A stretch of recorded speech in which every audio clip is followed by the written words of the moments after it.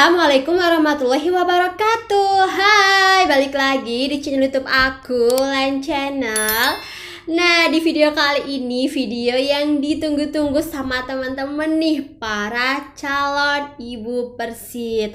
Nah, di video kali ini aku mau sharing mengenai gimana sih tinggal di asrama atau di rumah dinas. Jadi buat teman-teman nih yang lagi mempersiapkan pengajuan nikah ataupun bahkan yang sudah pengajuan tinggal pindah tempat, atau teman-teman nih yang lagi dideketin sama doi mau diajak pengajuan nih, aku kasih gambarannya ya gimana sih kehidupan di asrama. Nah, asrama itu yang dimaksud yaitu rumah dinas ya, asrama militer. Nah, biasanya kita itu nyebutnya tuh asrama yang lebih gampang. Seperti yang teman-teman tahu ya, jika kita sudah menikah dengan anggota TNI, mau tidak mau kita harus mengikuti suami kita. Nah, mau nggak mau juga kita nantinya akan tinggal di rumah dinas. Nah, rumah dinas itu juga macam-macam ya teman-teman. Ada rumah dinas yang letaknya itu di batalion jika suaminya itu ada di kesatuan batalion. Beda lagi kalau perumahannya itu ada di daerah kawasan seperti Korem, di Resimen, di Koramil. Biasanya itu rumah dinasnya itu kayak di kampung gitu loh, tidak di dalam sebuah kesatuan. Nah, seperti rumah atau kampung atau desa pada umumnya ya, perumahan atau kehidupan di rumah dinas itu tuh tidak kalah jauh. Samalah kita bersosialisasi, ada RT-nya juga, ada tetangganya juga, jelas pasti ya. Semoga aja dengan nonton video ini teman-teman enggak kaget ya nanti tuh kalau masuk di asrama, oh ternyata seperti ini, oh ternyata kayak gini. Dan juga ini tuh buat wawasan aja gitu loh, biar tahu. Mau nggak mau saat kita sudah tinggal di asrama ya, di dalam asrama itu ya kita harus bisa beradaptasi,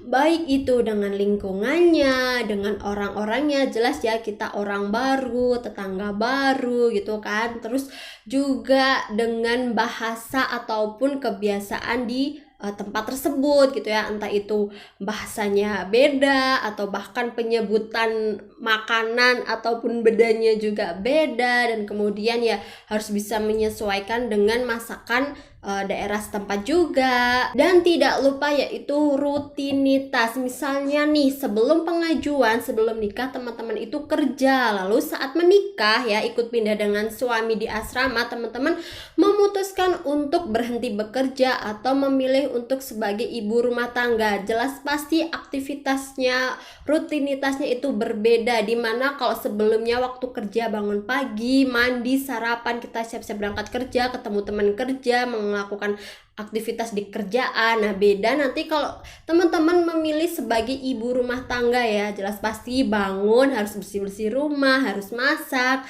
gitu kan, harus menyiapkan sarapan buat suami dan lain sebagainya.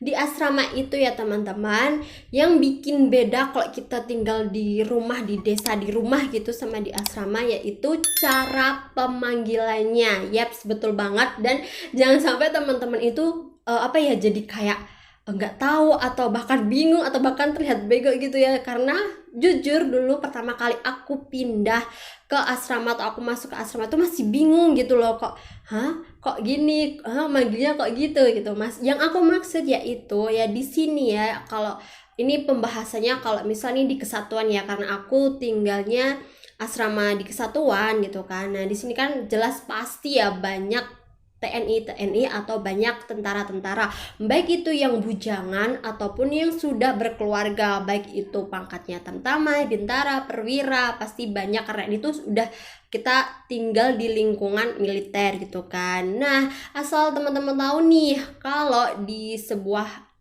kehidupan gitu ya di asrama gitu, para TNI-nya gitu ya, para anggota TNI-nya ini ya, kalau memanggil itu kita itu tidak Mas atau manggil nama. Misal nih teman-teman tuh ada saudara atau teman yang tinggal satu asrama atau satu satuan gitu, tapi teman-teman tuh manggilnya tuh nama panggilannya, misal si A gitu, itu nggak boleh teman-teman. Jadi kalau kita tinggal di asrama, kita memanggil para TNI, para tentara ini tuh dengan sebutan Om. Yap, betul banget.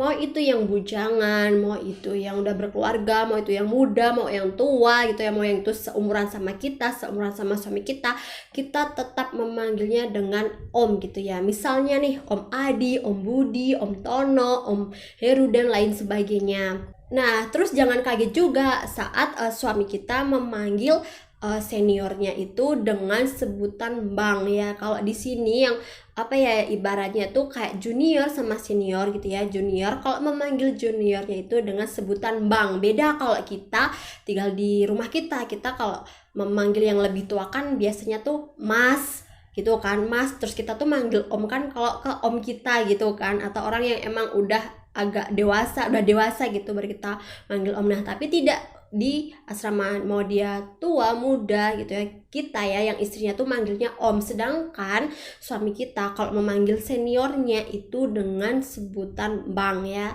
diingat-ingat. Terus kita boleh nggak nih misal manggil senior suami kita tuh dengan sebutan Bang? Ya boleh aja, tapi kebanyakan ya sudah dibiasakan tuh kalau kita sebagai istri tuh manggilnya tuh Om. Diingat-ingat ya. Terus ya, jangan kaget juga saat kita udah masuk di lingkungan militer ya. Kalau kita sudah menjadi sah istri tentara, kita itu bakal dipanggil dengan sebutan Ibu atau Bu ya.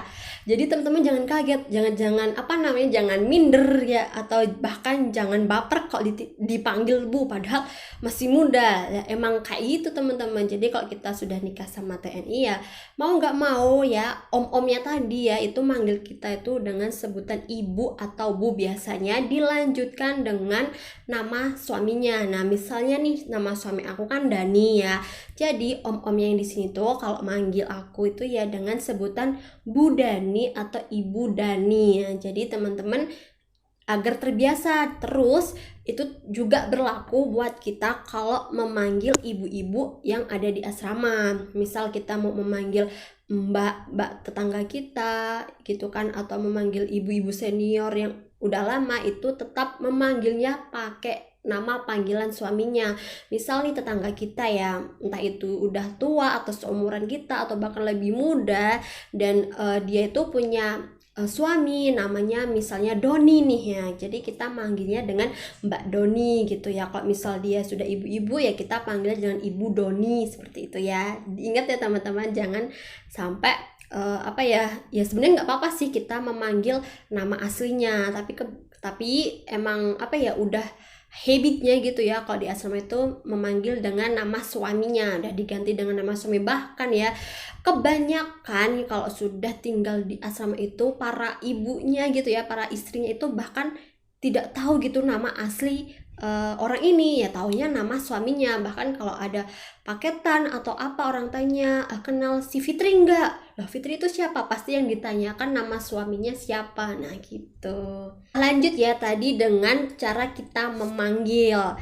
Kemudian yaitu kalau saat kita sudah tinggal di asrama ya, jadi itu ada hierarkinya. Teman-teman sudah pasti dong kalau di TN itu ada pangkatnya ya, mulai dari tamtama, bintara, perwira, bahkan sampai ada di ke komandan sampai atas gitu ya.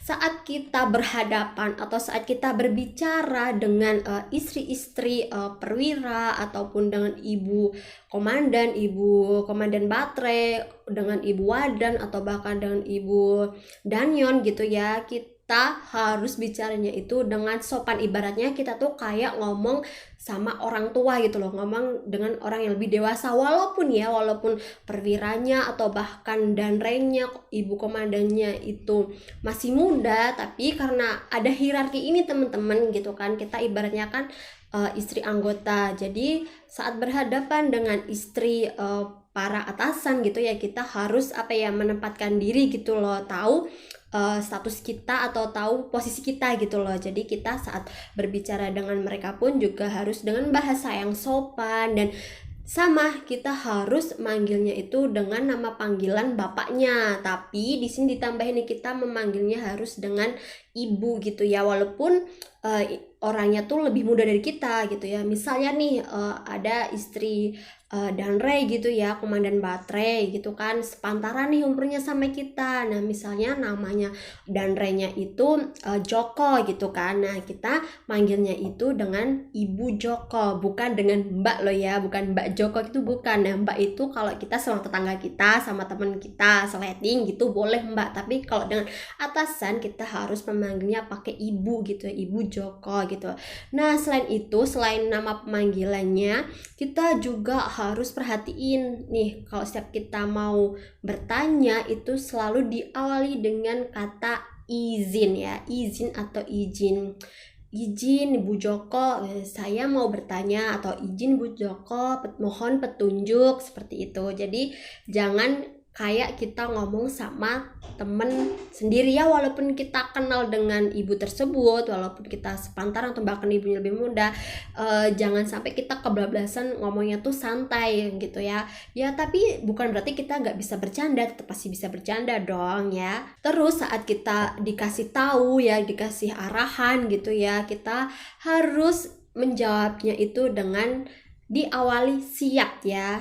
Siap izin ibu, siap monitor ibu, siap ibu, seperti itu. Saat kita sudah masuk di asrama ya teman-teman, nah untuk rumah pun juga berbeda ya, karena ada hierarki ini tadi gitu ya. Jadi rumah Bintara, rumahnya Tamtama, rumahnya Perwira, rumahnya atasan itu berbeda. Berbedanya itu dari segi luasnya aja, lebarnya aja, tapi untuk kayak desain, untuk warna catnya, untuk bahkan bentuk taman di depan rumahnya itu tuh sama, hanya beda di luas atau lebarnya aja. Jadi tuh kalau kita udah paham daerah asrama itu bakal ngerti deh, misal nih di RT 1 misal khusus Tamtama, nanti di RT 2 khusus Bintara, nanti di RT 3 Perwira, nanti di RT 4 para atasan-atasan kayak gitu. Jadi tuh bisa apa ya, nanti bakal ngerti deh kalau teman-teman sudah masuk gitu, bakal tahu perbedaannya. Nah kemudian kalau kita tinggal di asrama ya, dan kita punya anak kecil, anak balita yang mau disekolahkan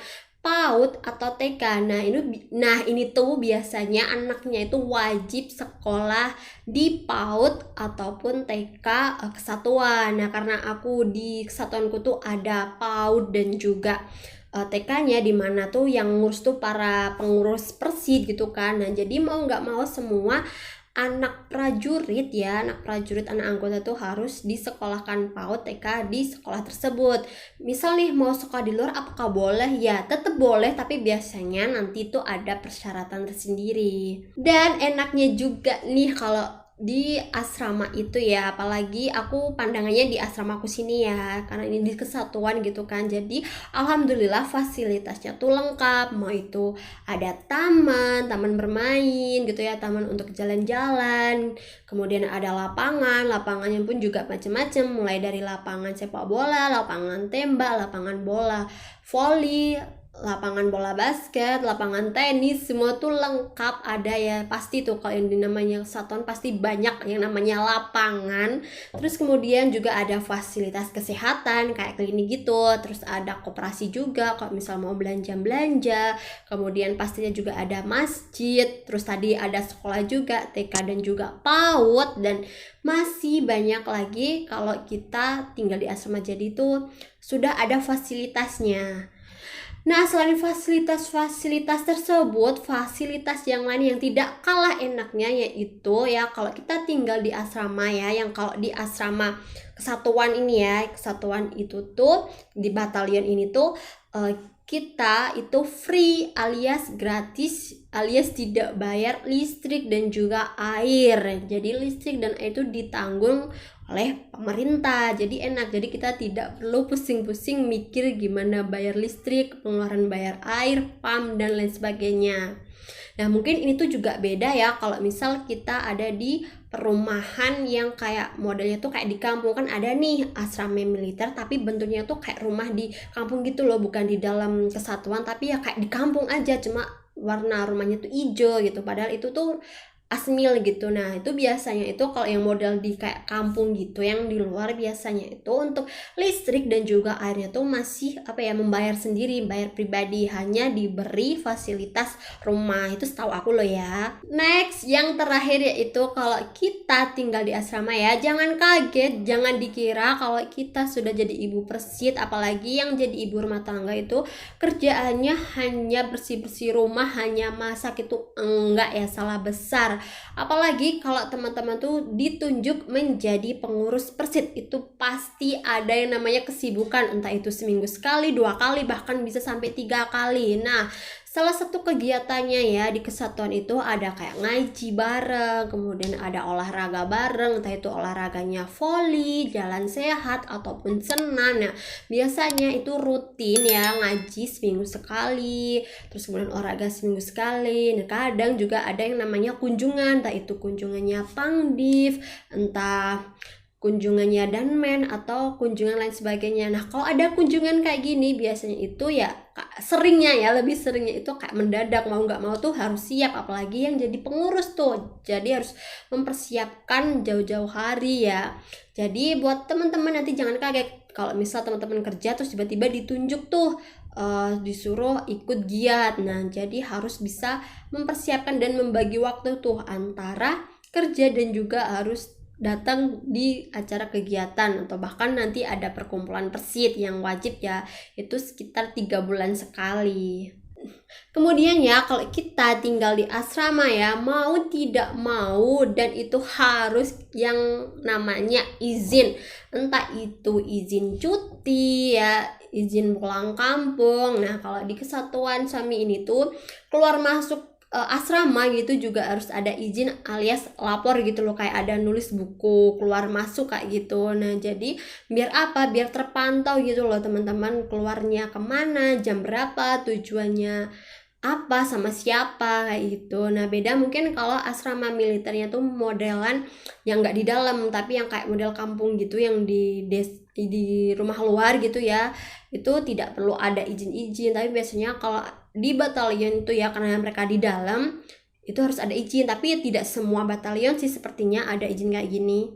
Kemudian ya teman-teman, dulu ya kalau zaman masih pacaran gitu ya, belum nikah, belum pindah ke asrama, belum masuk asrama itu, kita kalau melihat orang pakai seragam ya, lihat suami sendiri gitulah ya pakai seragam, lihat tentara lari-lari, nyanyi-nyanyi, ataupun lihat langsung entah itu di TV, entah di YouTube tuh kayak keren ya, wah gitu. Tapi nanti ya teman-teman, saat teman-teman sudah masuk di asrama itu tuh udah jadi pemandangan, udah jadi hal biasa gitu. Jadi udah kayak bukan wah lagi gitu, udah kalau dulu kan wah keren, wah gini kan, aduh cakep gitu ya. Tapi nanti kalau kita sudah masuk di asrama udah kayak oh ya udah biasa gitu. Kalau misal nanti ada om-omnya lagi lari-lari lewat ya, kita ya udah biasa gitu, be aja gitu ya. Tapi ya orang beda-beda sih ya. Kalau aku gitu karena mungkin ya karena tiap hari udah lihat ya, udah ngerti, udah tahu, jadi ya biasa gitu. Nah itu tadi ya teman-teman, sharing mengenai kehidupan di asrama nih, biar teman-teman tuh nggak kaget, jadi sudah punya pandangan. Nah buat teman-teman yang masih pengajuan ya, disimak nih tadi aku udah sharing ya. Jadi nanti kalau teman-teman masuk di asrama tuh tidak tidak yang terlalu karena dulu tuh jujur aku pertama kali masuk tuh masih bingung lah. Oh gini, kayak gitu. Nah juga buat teman-teman nih yang di sini, kalau misal ada ibu persit yang nonton, mungkin bisa tuh nambahin di kolom komentar ya, misal ada aturan apa sih atau hal apa sih yang membedakan di kehidupan di rumah ya, atau di lingkungan kampung dengan di lingkungan asrama, yang biar teman-teman ya calon persit biar tahu. Nah jika teman-teman ya masih ada pertanyaan atau mau sharing atau bahkan bingung nih, langsung aja ya komentar di bawah atau DM di Instagram aku @wulandani. Insya Allah aku bakal balas DM teman-teman. Nah jangan lupa ya untuk like video ini, kemudian subscribe channel YouTube aku, dan jangan lupa nyalain tombol loncengnya, dan jangan lupa ya untuk di share ke semua sosial media teman-teman. Terima kasih. Wassalamualaikum warahmatullahi wabarakatuh.